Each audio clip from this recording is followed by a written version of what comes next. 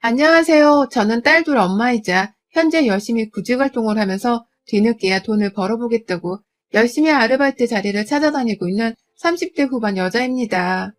20대 후반에 결혼을 해서 벌써 결혼한 지는 7년이 다 되었고요. 저희 남편은 저하고 1년 연애 후 결혼을 한 동갑내기예요. 저희 두 사람은 만날래야 만날 수가 없는 거리가 먼 인생을 각자 살고 있었습니다. 최근까지도 저희 부부 모두를 알고 지내는 지인들은 둘이서 만나게 된 게 신기하다고 말해줄 만큼 만남 자체가 참 신기한 커플이었죠.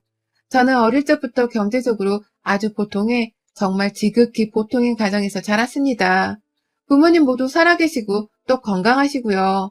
아버지가 대기업까지는 아니더라도 한 중견기업에서 번듯이 돈을 벌어오고 계셨고, 저희 어머님은 그 시절부터 부업에 눈을 뜨셔서는 이것저것 동네 아주머니들과 모여 할 수 있는 일은 곧잘 해오셨어요.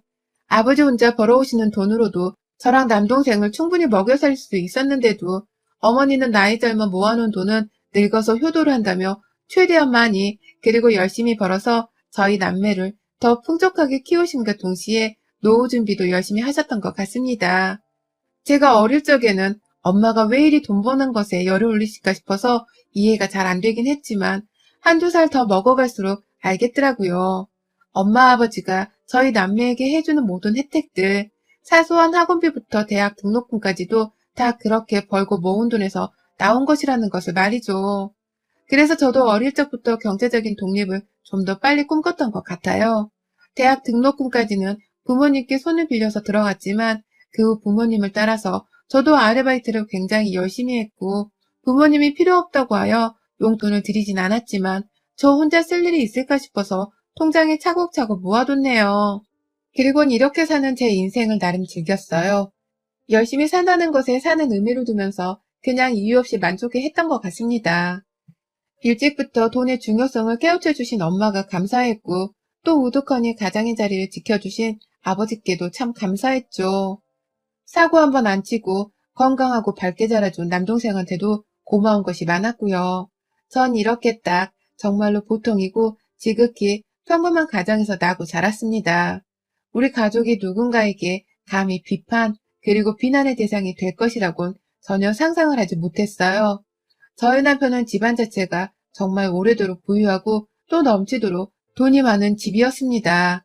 저도 남편이 하는 일에 대해서 그리고 시아버지가 하시는 일에 대해서 잘 알아본 적이 없어서 잘은 모르지만 시아버지가 하는 일이 제조업인데 그걸 동남아랑 아프리카 쪽으로 수출을 많이 한다고 들었어요.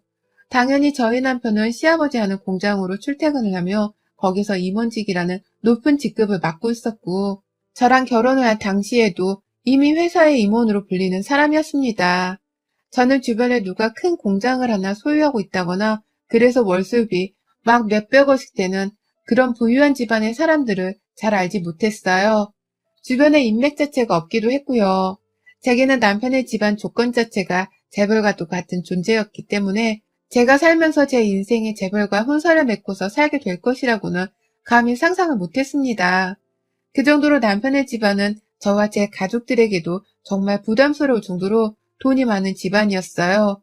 이런 남편하고 어떻게 만나서 결혼하게 됐냐면 대학 졸업 후 잠깐 일하던 회사에서 커피 심부름을 시켜 카페에 나갔다가 그곳에서 남편과 맞닥뜨렸어요. 거기서 저는 다른 정장 입은 회사원들 앞에서 혼자 누가 봐도 커피 심부름 하듯이 8잔을 한꺼번에 들고서 애처롭게 가게를 나서는 중이었고 그런 저를 남편은 불쌍했는지 아니면 연민이라도 느껴진 건지 따라와서 문까지 열어주며 배웅을 해주더라고요. 자기도 거기에 손님으로 찾아왔으면서 말입니다. 그러다 결국 남편이 회사 건물 앞까지 쫓아와 번호를 땄고 짧은 시간 연애를 하다 결혼을 했어요. 남편을 알고 지낸 지가 벌써 8년이 되었네요. 백마탄 왕자님을 만난 것 같은 참 운이 좋은 스토리 같지만 그 속내를 더 들여다보신다면 모두들 깜짝 놀라실 겁니다. 제 인생은 남편을 만나게 됨으로써 완전히 뒤죽박죽 꼬여버렸으니까요. 남편과 연애를 하면서부터 남편은 그런 소리를 자주 했어요. 제가 딱 결혼을 꿈꾸던 이상적인 여자라고 말이죠. 처음엔 이 말이 농담 같기도 하고 여자를 많이 만나봐서는 듣기 좋은 소리를 이리 자주 꺼내는 것인가도 싶었습니다. 그래서 이 소리를 들어도 기분이 그리 좋기까진 하진 않았어요. 하지만 남편이 진짜 결혼을 막 하자 하더라고요. 자기가 연애 초반 때부터 이미 저와의 교제를 부모님께 말씀드렸고 또 관계에 대한 허락을 받았다면서 말이죠. 그리고 실제로 남편을 따라간 시댁에서도 저는 정말 이미 결혼을 하게 되는 사이가 되어 있더라고요. 어떻게 이런 집안에서 나를 받아주는가 싶어서 의아하긴 했지만 남편이 결혼하잔 말이 다 진심이었다는 것을 알게 된 후로는 저는 더욱 결혼에 대한 마음을 열었습니다. 그리고 결혼을 하게 되었죠. 결혼을 하고 난 후 저는 남편을 따라 서울 쪽에 집을 얻어 살게 되었는데요. 결혼하고 한 달도 채 지나지 않아서 알게 되었고요. 그러면서 남편이 커피 심부름을 시키는 직장은 당장 때려치우라고 전업주부를 권유해서 직장을 그만두겠다고 사표를 내고서는 인수인계를 2주 정도 하고서 주부로 살게 되었습니다. 그러면서 시부모님에게 자꾸만 연락이 왔고 그제서야 전 알았네요. 시부모님이 저를 며느리로 찬성을 했던 것이 아니라 남편의 고집을 일단 말려보겠다면서 임시방편으로 허락한 척을 하셨단 걸 말입니다. 너 직장 그만뒀다며? 그럼 그렇지. 돈 없는 애랑 결혼을 한다고 할 때부터 하나도 마음에 드는 게 없었는데 너는 어째 결혼을 하자마자 기다렸다는 듯이 직장을 그만두니? 남아서 대뜸 화를 내며 전화를 걸어온 바람에 제가 쩔쩔매면서 시어머니 말씀에 대답을 했어요. 남편이 내내 저희 직장을 마음에 안 들어 했고 저 또한 결혼 후 남편과 상의를 하고선 일을 그만두기로 결심한 거라고 말입니다. 하지만 어머님은 쩔쩔매는 저를 이미 만만하게 보신 건지 말대꾸를 한다는 것에 더 초점을 두고는 화를 내셨습니다. 그러다 전화를 먼저 끊으셨고 재차 전화를 다시 걸어와서는 너 이제 가진 것도 없고 돈 벌어오는 것도 없으니 내조라도 끝장나게 해야 할 거다. 내일부터 우리 집에 와서 살림이나 배워. 라고 명령을 하셨습니다.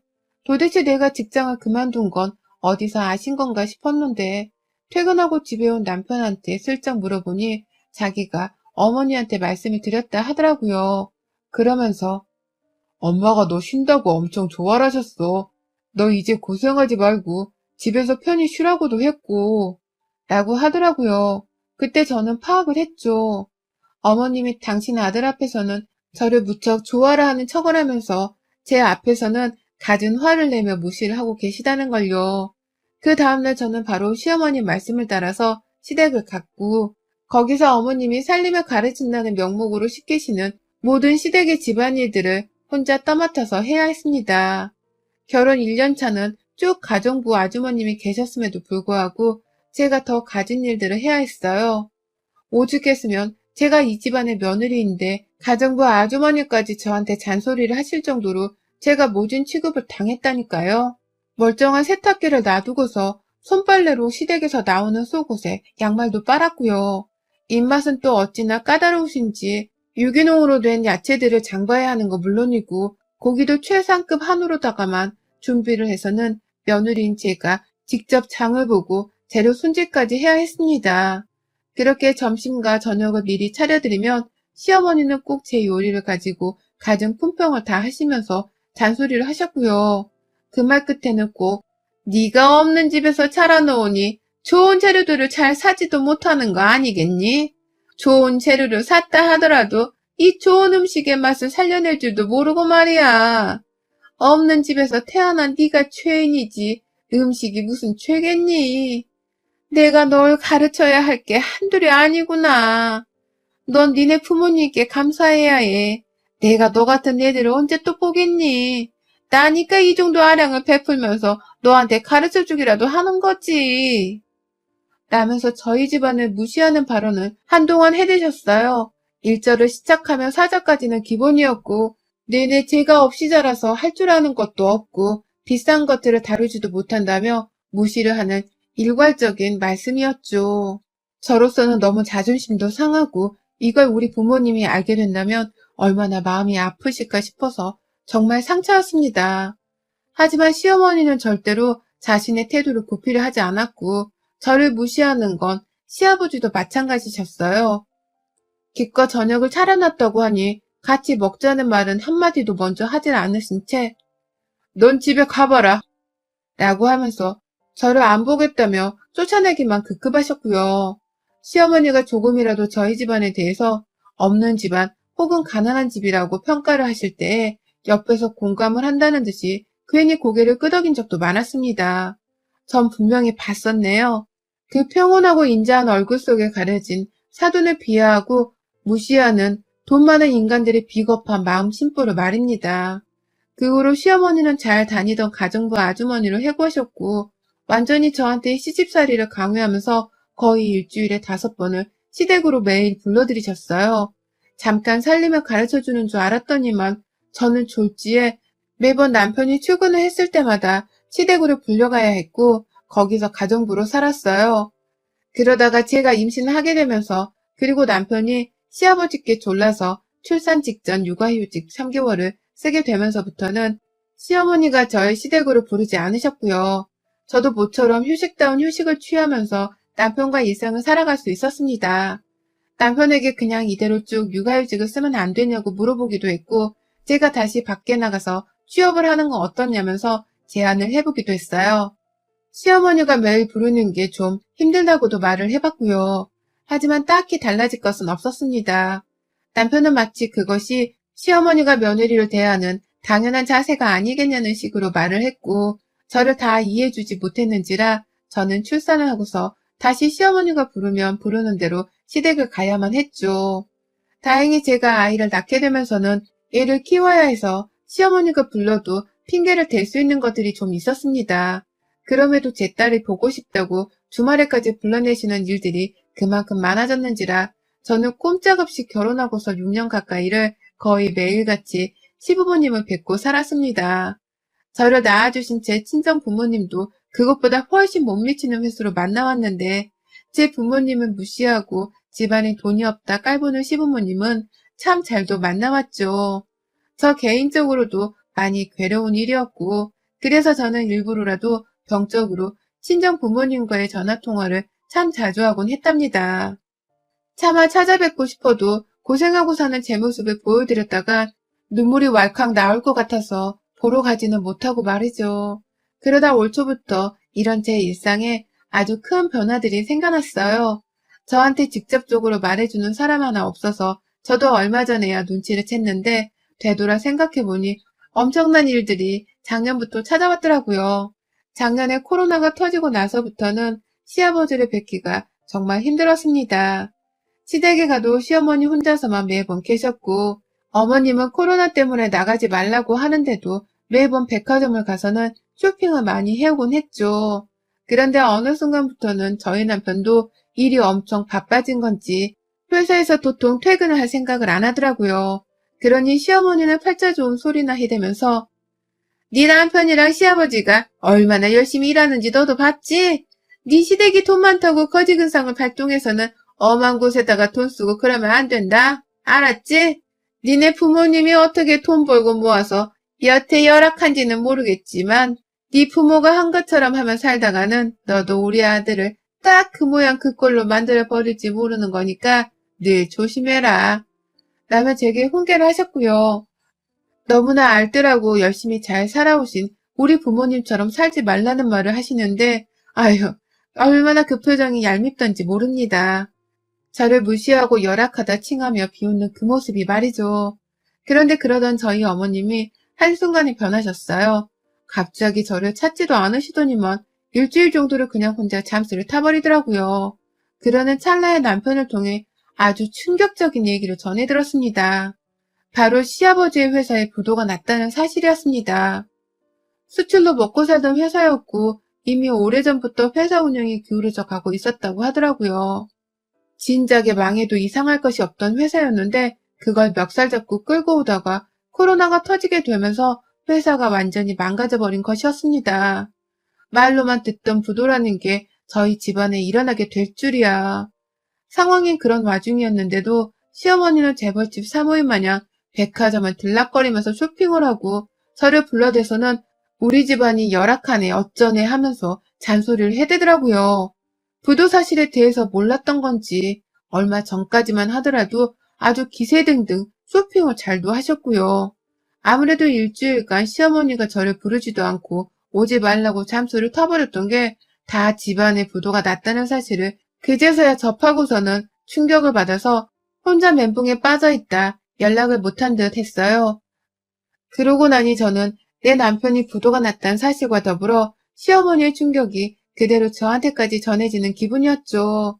시어머니만 생각을 하면 당장이라도 소리를 지르며 천벌받은 거다! 라며 한 소리를 해드리고 싶었는데요. 내 남편까지 알거지가 되다 못해 내 두 딸들이 그 피해를 고스란히 입고 살 거라고 생각을 하니 정말 아찔하다 못해 세상이 다 무섭더라고요. 결혼과 동시에 일을 그만두고서 산 세월이 어느덧 7년인데 나라도 빨리 돈을 벌러 나가야겠다는 생각이 들면서도 도대체 어디서 일을 구해 돈을 벌어오나 싶어서 정신이 다 까마득했습니다. 그 사이 남편은 정말로 부도가 났다는 것을 증명이라도 하듯이 회사에서 비품 같은 걸 자잘하게 챙겨와서는 집에다가 가져다 놓더니 급기야 집도 팔렸다면서 이사를 가야 한다고 하더라고요. 그러는 와중에 시댁에서도 거의 동시다발적으로 살던 집을 뺐고 그 집을 빼고 나서 정말 예고도 없이 저희 두 가정은 한 집에서 합쳐 살아야 했습니다. 그냥 살던 집에서 다른 집으로 이사를 가는 것도 결코 쉽지가 않은 일이잖아요. 이사 가려고 청소업체도 알아보고 포장업체도 알아보고 또 신경 쓰이는 물건들은 직접 챙겨서는 옮겨놓기도 하면서 정말 하나부터 열까지 죄다 정신을 쏟아부어야 하잖아요. 그런데 남편은 저한테 이사를 가야 한다는 말을 거의 통보하다시피 말을 하며 나 진짜 죽고 싶다 라고 엉엉 울어버렸어요. 집안의 가장이라는 사람이 그리 연약한 모습을 보이면서 엉엉 우는데 저는 남편을 보면서 뭐라 말을 할 수가 없었습니다. 지금 가장 힘든 건 어찌 보면 남편일 테고 그런 남편에게 내가 어떻게든 힘이 돼줘야겠다는 생각뿐이었죠. 부부가 함께 이겨내야 할 일이라고 생각을 하고서는 저도 정말 사방팔방으로 돌아다니며 저렴한 집들을 다 알아보고 다녔어요. 그마저도 시간이 없어서 거의 길거리에 나앉게 생긴 상황이었고요. 그런데 우리 시어머니 참 염치 없고 모진 분이시더라고요. 한동안 집안 부도 소식으로 정신이 나가서 연락이 없는 줄 알고서 저도 신경 끄고 내 가족부터 챙기며 어떻게든 버티고 살고 있었는데요. 하루는 어머님이 전화를 하셔서 절 집으로 호출하더라고요. 곧 팔리게 된 그 시댁 집으로 말입니다. 집에 부도가 났다는데도 며느리를 집으로 오라 마라 부를 정신이 있는 건가 싶어서 순간 화딱지가 나다가도 일단 뭔 얘기를 하시는지 들어보자는 마음으로 시댁을 찾았어요. 그런데 저는 그 자리에서 정말 박장대소를 하고야 말았습니다. 어머님이 저를 불러서는 아주 갖은 자세를 다 잡으면서 팔짱을 낀 채 소파에 앉아서 저를 부르더라고요. 마치 드라마에 나오는 재벌집 악덕 시어머니 마냥 말이죠. 그러더니만 글쎄 저한테 부탁도 아닌 명령을 하더라고요. 야, 너도 알다시피 지금 집안이 부도로 난리 났잖니. 근데도 너는 어째 시댁을 도와주려는 말 한마디를 안 꺼내고 있니? 지금 우리 집이나 너네 집이나 팔고서 쫓겨나게 생겼는데 너는 어째 니네 친정의 얘기를 하지도 않니? 우리가 잠시 지금만 돈이 일시적으로 없는 것뿐이니까 당분간만 니네 친정에서 신세 좀 지자.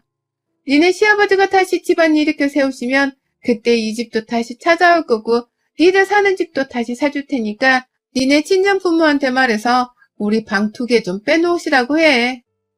라고 하면서 말입니다. 아니 우리 친정 부모님이 사시는 집에 자기가 뭔데 방을 빼라 마라 하나요. 방 하나에 온 식구가 붙어 살아도 모자랄 판국에 방 3개인 집에서 무려 2개나 자신들을 위해서 빼달라고 하다니. 저희 애들이나 남편이면 몰라도 제가 왜 시어머니, 시아버지까지 챙기고 우리 친정에 들어가야 하는지를 도저히 모르겠더라고요. 평상시 우리 친정에 대해서 공경을 하고 예의를 갖추던 분들도 아니셨고 열악하다고 비하하고 무시를 하면 더 했던 분들이신데 말입니다. 도무지 시어머니의 태도가 괘씸하고 어처구니가 없어서 저는 쉽사리 대답을 하지 못했어요. 그만 박장대소를 하고 만 거죠. 저도 너무 힘들었으니까요.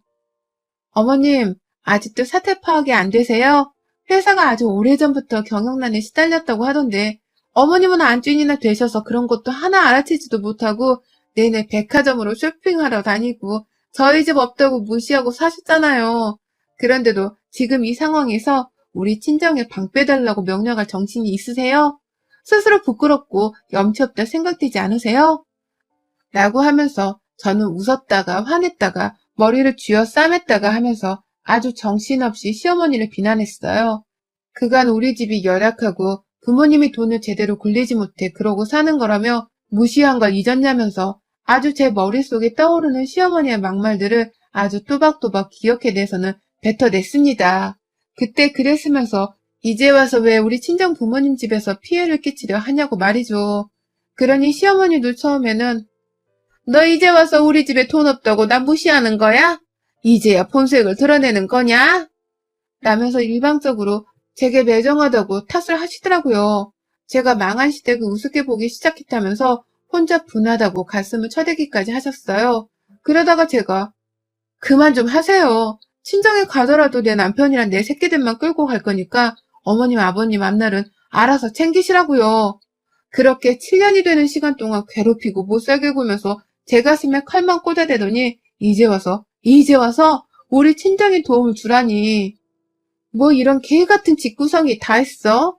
돈이라도 있어서 내가 여태 시다버리를 들었건만 이젠 돈도 없고 뭣도 없고 자존심만 살아서는 쥐뿔도 안 남은 게. 라면서 시어머니 귀에 침을 튀기면서 말을 했습니다. 제 입으로 시어머니께 돈이 없다는 소리를 살아생전 욕으로 뱉어낼 줄이야. 저도 놀라고 시어머니도 놀라선 둘 다 이 상황을 참혹하다 여겼죠. 그 와중에 시어머니는 저희 친정마저 없으면 정말 어디 반지하라도 당장 몇십만 원의 월세만 내고서 시아버지랑 들어가야 할 판이었는지라 무진장 절박해 보였고요. 그러니 저는 시어머니의 그 절박함을 누구보다 더 잘 안다며 재차 말씀을 드렸습니다. 절박하면 비세요. 빌고 매달리고 애원하세요. 어디 가면 이래라 저래라 남의 부모님 집을 멋대로 들어오겠다고 명령입니까? 어머님, 처지 좀 먼저 깨우치세요. 아셨어요? 라고 말이죠. 그 바람에 시어머니는 뒷목을 잡으려는 듯 일어섰다가 다시 소파에 기절하듯 주저앉았고 한참 혼자 생각을 하듯이 말이 없다가 그만 갈게요. 라면서 나가려는 제 종아리를 붙잡더라고요. 제가 통이 큰 검정색 바지를 입고 있었는데 글쎄 어머님이 제 뒤에서 저를 붙잡는다고 무릎을 꿇고서는 제 종아리 바지가랭이를 잡더라고요. 거기 아니면 우리 진짜 갈 데가 없다. 한 번만 물어봐 주라. 사돈 분들 좋으신 분들이잖니. 라는 비굴한 애원과 함께 말입니다. 저요? 어머님이 제 눈아래 무릎을 꿇고 애원하시는 그 모습을 마지막으로 그럴 일은 없습니다. 죽었다 깨어나도 어머님 아버님 도와드릴 일은 없어요. 억울하시면 얼른 회사 재개하셔서 집안 원상복귀 시켜놓으시던가요. 저는 어릴 적부터 돈 허투루 쓰지 말고 잘 모아놓으라고 가르쳐주신 저희 엄마랑 가장으로 한평생 고생하신 저희 부모님께 절대로 어머님 아버님 뒤치다꺼리까지 하는 일을 만들어드리진 않을 겁니다. 라며 강하게 거절을 했네요. 그럴 일 없어. 내가 설거지랑 요리랑 청소까지 다 할게. 라고 재차 애원하는 시어머니를 본체만체 하면서 그 팔을 뿌리치고는 집을 나섰어요. 그 길을 마지막으로 저는 남편에게도 우리 친정에 들어가는 대신 시부모님은 우리 부모님 근처에도 얼씬거리게 하지 말라면서 지난 7년간의 모욕을 재차 토해냈고 남편은 상황이 급박하고 또 선택의 여지가 없다고 느꼈는지 그걸 그대로 수용했습니다. 처음엔 방 하나에 같이 살면 안 되겠냐는 정신나간 소리를 하길래 그러길래 평소에 우리 부모님을 조금이라도 존중을 해주지 그랬니? 니네 부모님을 탓해. 라면서 씨알에 안 먹히도록 소리를 지르며 거부를 했어요. 지금은 이사 준비를 하면서 살던 집에서 쫓겨날 준비를 하는 중이고 곧 친정으로 들어가는데 가슴이 참 먹먹하네요. 동시에 일자리까지 구하면서 정말 매일이 지옥 같은데 이 삶이 도대체 언제쯤 끝이 날런지요. 그래도 하나 이 와중에 시부모님이 자신들의 과거 언행을 뉘우치고 후회할 수 있는 반성의 계기가 생겨난 것에 대해서는 두고두고 속이 시원하려 합니다. 그거 하나로 겨우 정신줄 붙잡고 버텨가고 있네요. 우리 시어머니 속이 지금 얼마나 시커멓게 타들어가고 있을지 안 봐도 뻔한데 조만간 속을 한 번 더 뒤집어주려 연락이라도 해야 할까 싶습니다. 그때도 재차 우리 친정에 들어오겠다고 하면 또 한 번 매몰차게 거절을 해서는 코를 납작하게 해줘야지요. 나는 덕분에 결혼생활 7년간도 고통스러웠고 지금 현재도 너무 고통스러우니까 나한테 끼친 이 피해를 시부모는 배로 당하며 살길 바랍니다. 여러분의 생각은 댓글로 남겨주세요. 오늘도 시청해주셔서 정말 감사합니다.